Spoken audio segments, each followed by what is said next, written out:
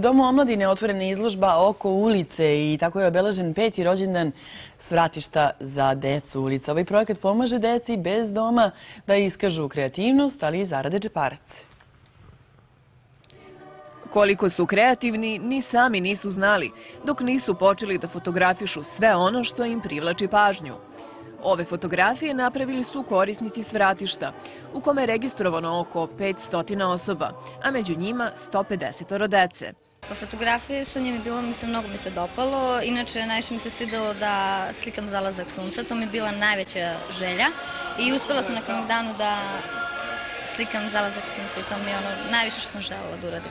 Ja bih volila da se bavim fotografisanje. Inače, dok nisam ovo radio, dok nisam upoznao Dragana, mene nije interesalo ni škola, ništa, nego dopalo mi se fotografisanje i rekao sam, kad Draganu rekao sam svima, ja moram da završim taj 7. i 8. razred da posle da upisujem neku školu. Fotografije sa izložbe Oko ulice zabeležene su mobilnim telefonima. Čitav projekat je realizovan u saradnji sa Asocijacijom fotografskih autora i Centrom za integraciju mladih.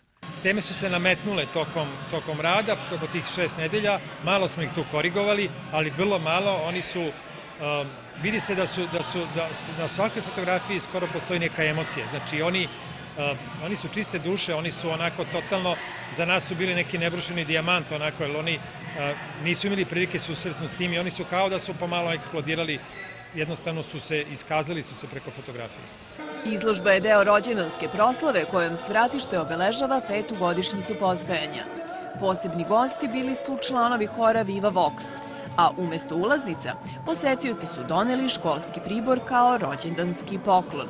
Izložba fotografije je donatorska, a sav prihod ide u fond za radno osposobljavanje korisnika Svratišta.